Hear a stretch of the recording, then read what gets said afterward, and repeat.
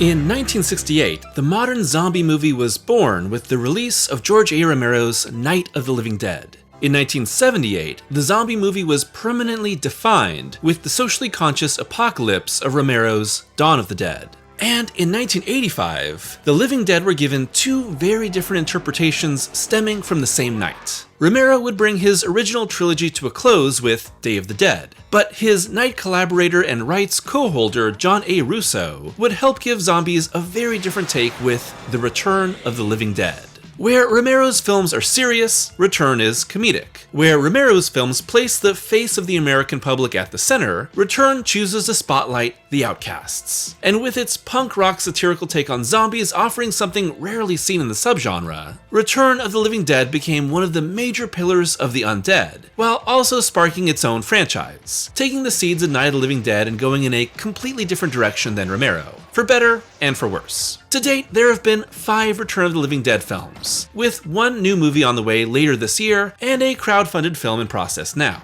But where can a franchise go after a movie that helps to redefine an entire subgenre? The answer? A lot of lows and a few highs. Join my undead army as we explore the history of Return of the Living Dead, a punk rock horror masterpiece, and its so-so sequels.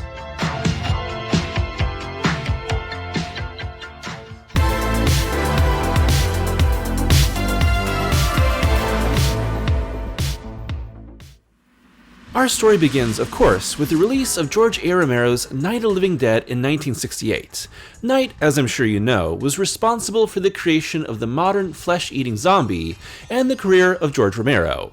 But what's important to our story here is the inclusion of John A. Russo. Russo was one of the major partners of industrial film production company The Latent Image, which would break out of working on commercials and Mr. Rogers' Neighborhood with Night of the Living Dead. It was Russo who had the initial idea of flesh-eating ghouls, which Romero turned into the full-fledged script, but it also meant Russo had a story credit and part of the rights to the Living Dead concept. Of course, the major mistake that immediately placed Night into the public domain massively hurt the finances of everyone involved, but there was still hope to capitalize on future films. In the years that followed, Russo pushed for a sequel to Night, set 10 years later and with society in fear of another zombie outbreak, which of course eventually comes to pass. As time went on, Russo decided to turn his vision into a book, titled, of course, Return of the Living Dead.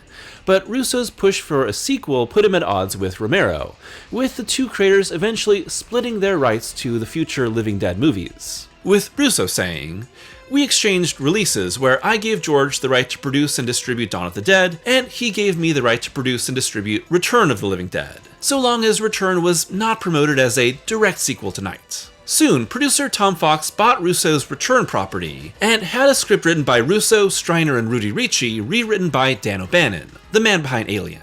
O'Bannon's script is essentially completely different from Russo's version, although he, Striner, and Ricci maintained a story-by credit on the finished film. And for those curious, Russo's original Return story revolves around an extremely religious family and congregation who drives spikes into the brains of every member who dies to prevent zombification. Soon, the family is captured by escaped prisoners as another zombie outbreak begins, and none of this happens in the final film. According to O'Bannon, who went on to also direct the movie, "I didn't want to make that script. I didn't think it was right to intrude so directly on Mr. Romero's turf. It was a serious sequel to Night of the Living Dead." Instead, O'Bannon's new script revolves around several groups of people, including punk rock teens, straight-laced squares, and workers at the local mortuary who all get wrapped up in a new biological warfare zombie outbreak. And after several legal delays, the result was 1985's The Return of the Living Dead. And it fucking rocks. Something strange is going on.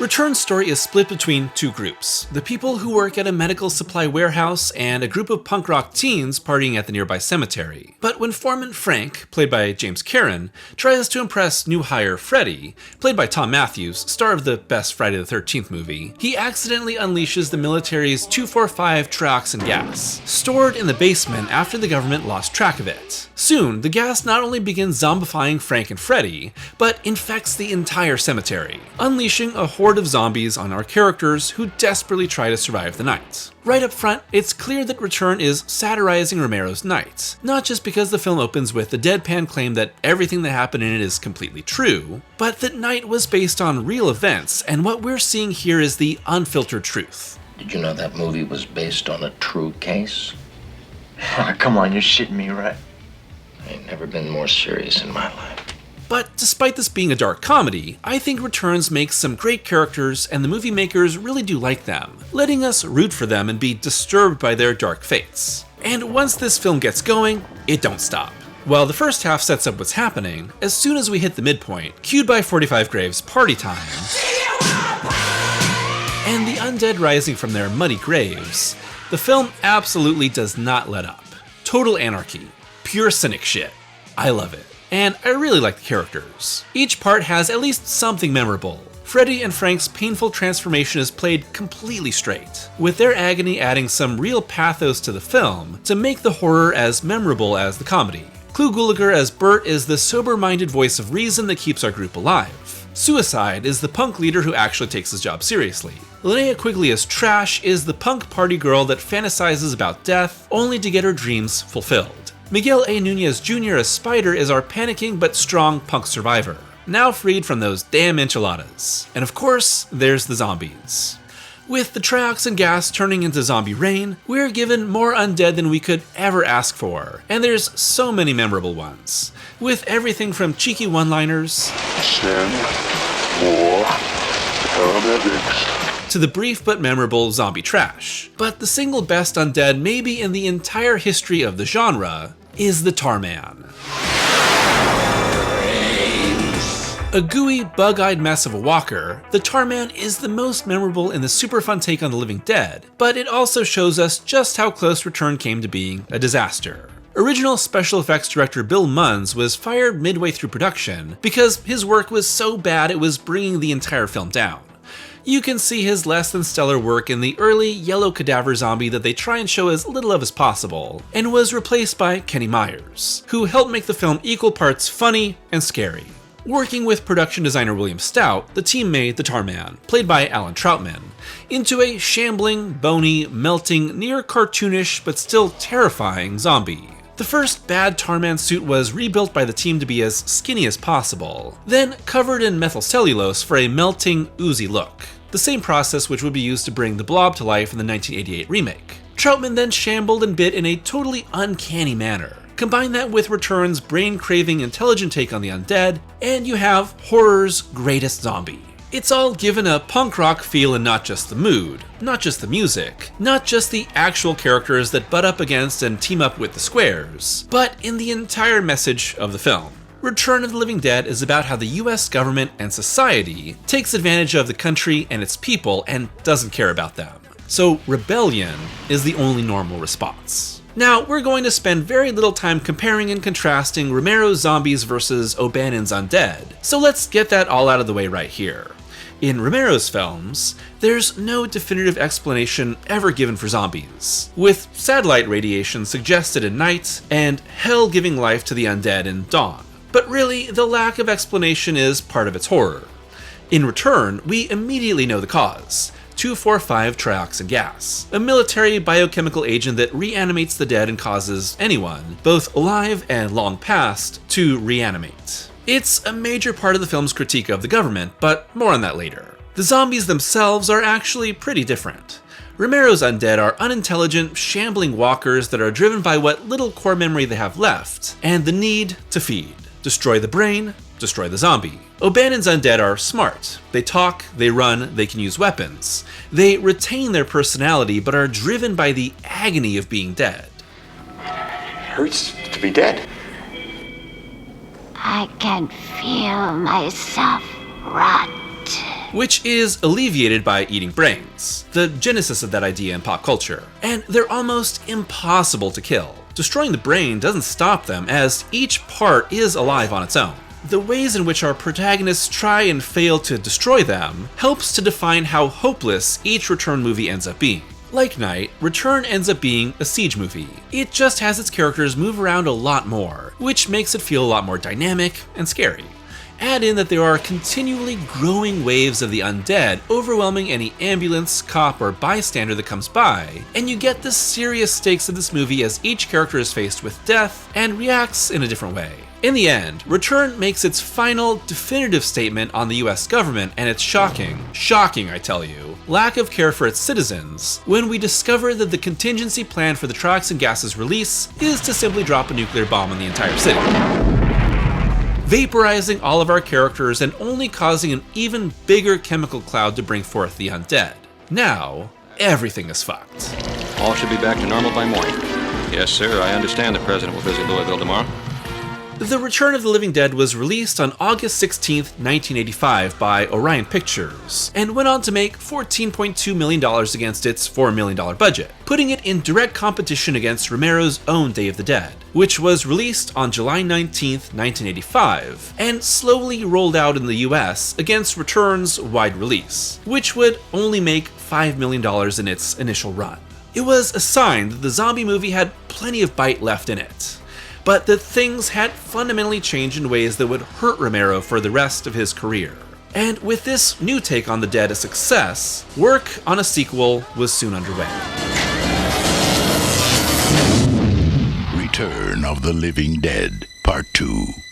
Just when you thought it was safe to be dead. Return of the Living Dead Part 2 was released on January 15, 1988, and is written and directed by Ken Wiederhorn for Lorimar Motion Pictures, and is a zombie outbreak for the whole family.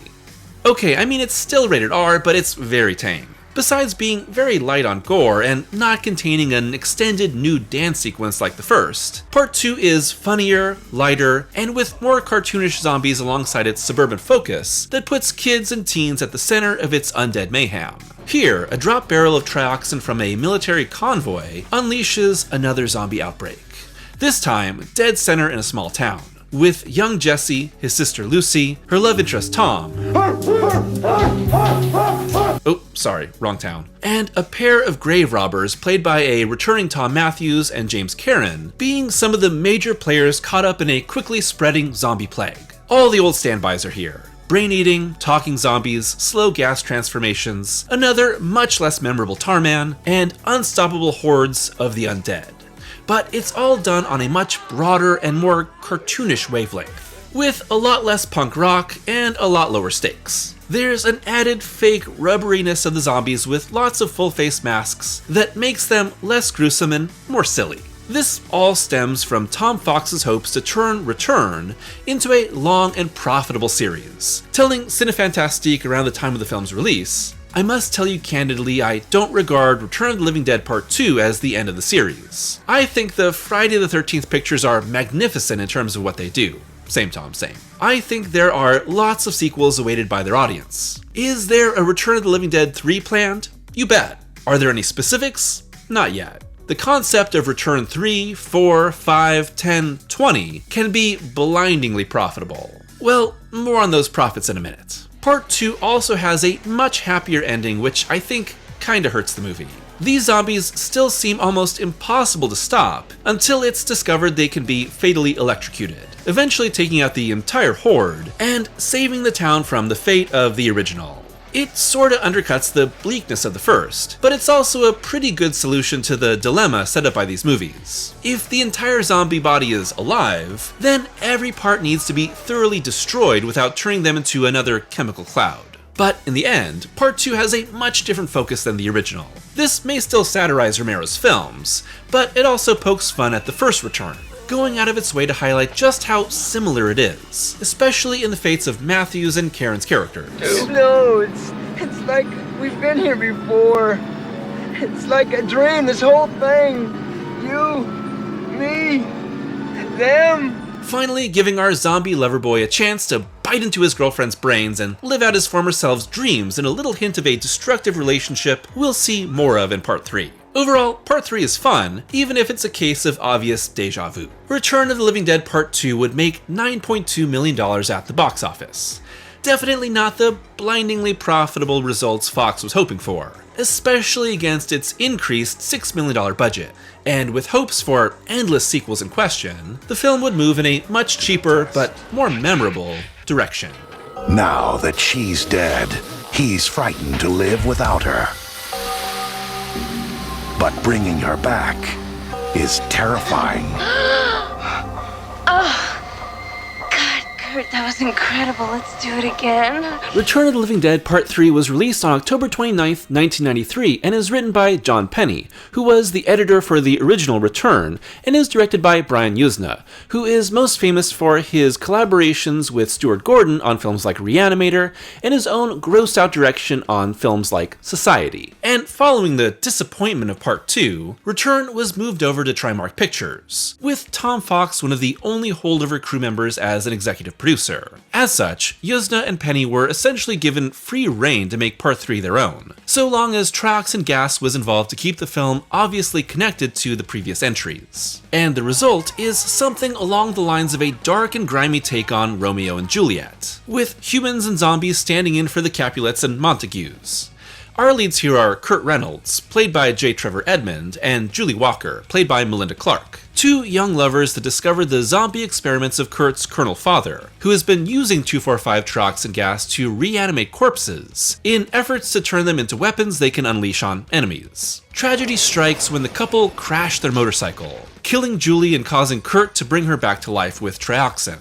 And while Julie is still herself, she's becoming hungrier and hungrier for flesh, eventually self-mutilating as the pain pushes her urges away, as the couple go on the run from both the military and a gang that wants to kill them.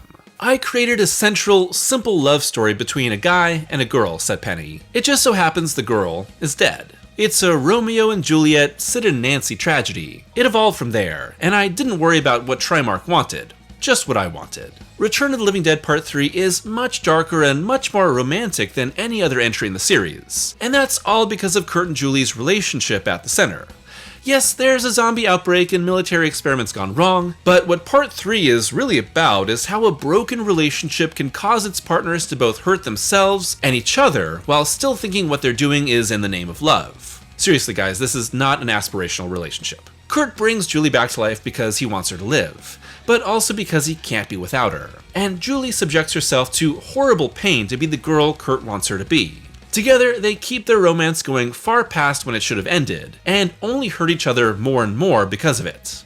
It's all just lived out in the metaphor of a zombie girl that looks really kick-ass. And Melinda Clarke is really great as Julie, convincingly bringing both the human and zombie sides of her to life. Part 3 would not work without her. According to effects producer Steve Johnson, Clarke's makeup consisted of more than 100 different pieces to turn her into the pierced and scarred Julie. And while I can't show some of it on YouTube, it's a very effective and disturbing look, making the character walk a fine line between living and dead, revolting and alluring, and adding a psychosexual layer to the character that works in tandem with her dissolving relationship to emphasize this film's central broken and destructive romance. There's also some new ideas on how the military is trying to use the zombies as unkillable soldiers, with the government split between using metal exoskeletons to hold them in place when not in use, or temporarily freezing their brains with a special bullet. Neither really works in the end, as the government lab is overrun in a scene that is clearly limited by its budget, and a little Saturday afternoon syndicated sci-fi show looking, but still effective. Overall, Part 3 is a much more serious film than any other entry in the series, and I think it works to the movie's benefit. Whereas Part 2 emphasized the cartoonish in a way I felt detracted from the horror, Part 3 puts the toll felt by Julie front and center, making this film into a tragedy that becomes more and more clearly inescapable as the film goes on. Brutal deaths, the transformation of friends into mechanically controlled zombies, and Julie's ever-worsening condition keep the tension mounting as the romance becomes more and more desperate, leading to one of the all-time great romantically tragic endings in horror. Spoilers, obviously.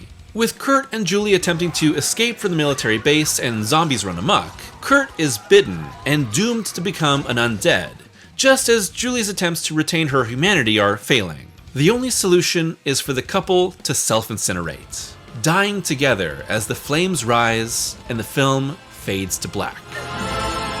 Super dark, right? Add in that Julie is still in so much mental, emotional, and physical agony, and that Kurt has had the last shreds of hope ripped from him, and it's one hell of a tragic ending. And I think it emphasizes the almost abusive nature of their relationship, pulling each other down every step of the way, while still genuinely loving one another. So, with a budget of $2 million, Return of the Living Dead Part 3 would make $54,000. That's not good for anybody. And so these zombies were shoved back into their containers, waiting for someone to release them once again. What they got was, this. The American government has nothing to do with this transaction. How many do you want for your personal use? All of them. After more than a decade, ROTLD's rights were sold to Anatoly Fratis and Steven Scarduzio to make not one, but two, count 'em, two sequels that were shot back-to-back as productions for the Sci-Fi Channel, which were both released on the same day, October 15th, 2005. The films, Return of the Living Dead Necropolis and Return of the Living Dead Rave to the Grave, are both written by William Butler and Aaron Strongoni, and both directed by Ellery Elkayon, whose biggest claim to fame is probably making the David Arquette giant spider movie 8-Legged Freaks. And to absolutely no one's shock, these movies are fucking terrible. Necropolis sees the last few containers of Troxin taken by Charles Garrison, played by Peter Coyote. This man was an ET, dang it, and experimented with for evil corporation Hybritech. Soon enough, Charles' nephews Julian and Jake are caught up in zombie experiments alongside their super cool motorbike riding friends, who infiltrate Hybritech to find out what's going on. Cue a zombie outbreak and the reveal of zombies with guns strapped to them, including Julian and Jake's long-dead parents. It's a mess, it looks cheap, and I get some serious knockoff Resident Evil Apocalypse vibes from its blue-tinted high-tech corporate zombie horror. That's not a compliment. That's one of the worst RE movies, and I like that franchise, so you know that's saying a lot. That brings us to Rave to the Grave, which picks up with the escaped Uncle Charles causing another outbreak before he is quickly killed. Peter Coyote's contracted days were used up, okay? Julian and the survivors of Necropolis are now in college and find the Troxin barrels, which are quickly put into the hands of a dumbass who thinks it's a new form of ecstasy, passing out hits of Z at a rave, and quickly sparking another zombie outbreak. And honestly, I don't want to talk about these two movies any more than that. There's absolutely nothing about these that interest me, and they lack anything that really makes them a return film, besides the trioxin gas and another really bad attempt at Tarman. Even the zombies are just your average undead, easy to kill and without the greater threat of their unending life, like the ones that came before. Ideas like a corporation turning them into weapons, or the weapon being turned into drugs, aren't really all that interesting. They're just something for the film to do to get to a zombie outbreak. Every zombie goes for a head bite, which makes what was once something really visceral into something very boring. And worst of all, these characters aren't just bad, they're completely forgettable, which makes both films have no stakes and no tragedy. Oh, and the attempts at humor are so bad. I don't think a single joke hits. Both of these are best left forgotten and no one needs to watch them, even if you consider yourself a mega fan of the original.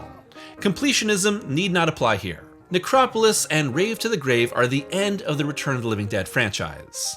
The sad, straight-to-video dead end that awaited so many other franchises that tried to keep going despite shrinking budgets, worsening results, and frustrated fans. Like Hellraiser. God help me, Hellraiser Retrospective coming soon. The Amityville Horror, Children of the Corn, or Puppet Master. No retrospective plans for those, thank God. For the next 2 decades, the Living Dead franchise remained dormant following Rave to the Grave, even as the zombie subgenre went through its massive 21st century boom. With everything from 28 Days Later to The Walking Dead, to even George Romero's late career return to the undead, making zombies more popular than ever, there were no more returns in sight. That all changed recently with the announcement of 2 completely unconnected films, Trash's Revenge and the very creatively titled Return of the Living Dead. Both announced in July 2023, the plainly titled Return is a production by With an O Productions and Living Dead Media LLC, written and directed by Steve Walsh.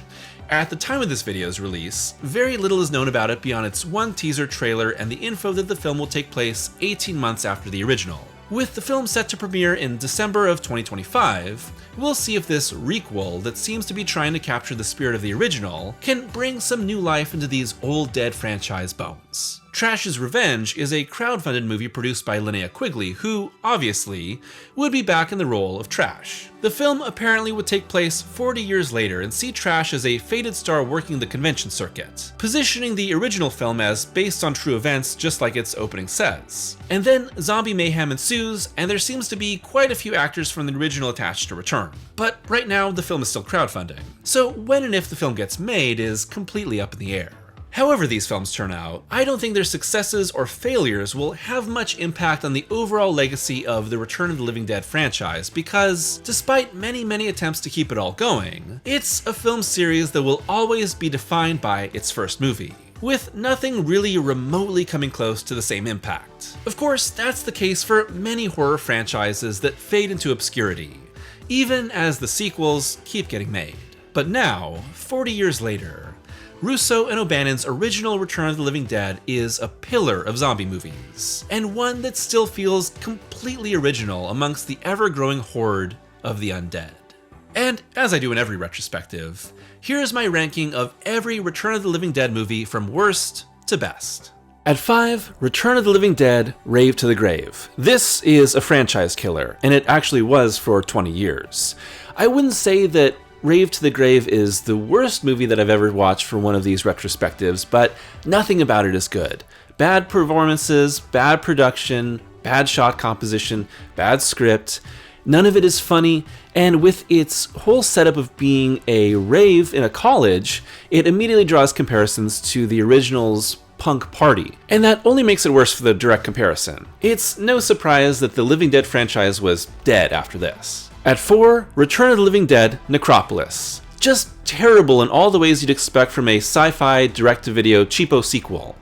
There is nothing original here, and while it is trying to add some ideas like a pharma company or more weaponization of the zombies, none of it really works, and it's really not worth your time. But just like a teenager, this movie thinks that it's so cool and making such great points about corporations. But really, it's just so lame and dumb. It has no identity, it has no ideas, it's not a good continuation of the franchise, and worst of all, and a cardinal sin for the Return series, none of these zombies are memorable. At 3, Return of the Living Dead Part 2. Do the first movie again, but make it worse strikes again. Return Part 2 is the closest in spirit to the original of any of these movies, but it also lacks that punk rock spirit of the original and replaces it with some bland suburban settings and characters too. Of course, placing children and teenagers that ultimately end up being fine at the center, which of course makes this Return of the Living Dead for the whole family. It's also a lot more cartoonish on purpose, which cuts out a lot of the hopelessness of the original. That makes it a lot more broadly appealing, and I think it's fun overall, but it does lack its own identity. At 2, Return of the Living Dead Part 3. With its story of a relationship gone wrong and how people destroy themselves for each other, Return Part 3 turns zombies into a metaphor for an abusive relationship. And at the center, Melinda Clarke is fantastic here, and also Penny and Yuzna do a lot of great work with a limited budget. It's gross, it's weird, it's kinda scary overall, and it's very tragic by the end. And despite its lower budget, it's a lot gnarlier and more emotionally effective than I expected when I first watched it. It has a totally different goal than the original, but it makes it easily the second best of the entire franchise. And at number 1, the original Return of the Living Dead. This movie rules. Obviously, none of the franchise can come close to this one, but I really do think the original Return is one of the greatest zombie movies of all time. It's a perfect example of how to do horror comedy right because it's got such a perfect balance between its laughs and its scares, and both are rooted in this punk rock satirical aesthetic. I just really vibe with its outlook, and I love how the first half winds up everything and the second half just lets it absolutely rip until the end. The characters are great too. The script gives them just enough backstory without slowing everything down, so you understand the decisions they make in their relationships to one another. And by the end, you really do care about all of these characters, which makes it scarier and more intense as everything just gets worse and worse and worse. People make smart choices and keep fighting, but there's no escape from this nightmare, which adds to its horror and its satire. The original Return of the Living Dead is a zombie icon and a must-watch for any fan of the genre.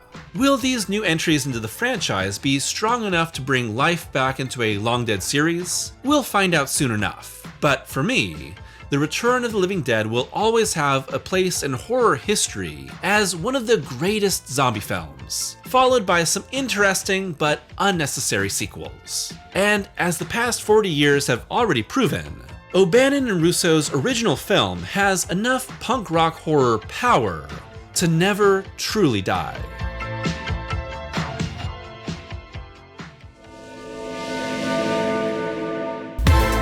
Thanks for watching today's video, and a return to zombie horror after a little break. If you're a longtime fan of the channel, you know that I've done a lot of different zombie videos over the years, including videos on Romero's original trilogy, sequel trilogy, and an overarching video on what makes a great zombie movie. Through all that, Return of the Living Dead has been lurking in the background for a little while.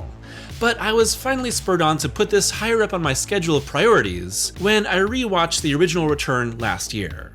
And I think it was at that moment when I went from liking the film to really loving it, because it's such a fun and crazy and dark and horrifying movie that is absolutely unforgettable and is really still unique in the larger zombie subgenre. It's one of the great punk rock horror movies, and there's really not enough like it. And while I think that part 2 is fine and part 3 is pretty good, absolutely nothing matches that original movie. I'd love to hear your thoughts on the first Return of the Living Dead movie, the overall franchise, and what some of your favorite zombie movies are. There's so many, and they will never stop coming. This, of course, is not the last zombie video that I'll make, and if you count it as a zombie movie, I'm definitely making a video on 28 Days Later and possibly 28 Weeks Later, and I'm sure some coverage of 28 Years Later on this year. So look forward to that. As always, a huge thank you to my patrons and members for their continued support. If you'd like to be a patron or a YouTube member, it's only $2 a month for early access to every video, as well as exclusive Patreon and member-only videos. So until next time, I hope that you're taking care of yourselves and eating some brains.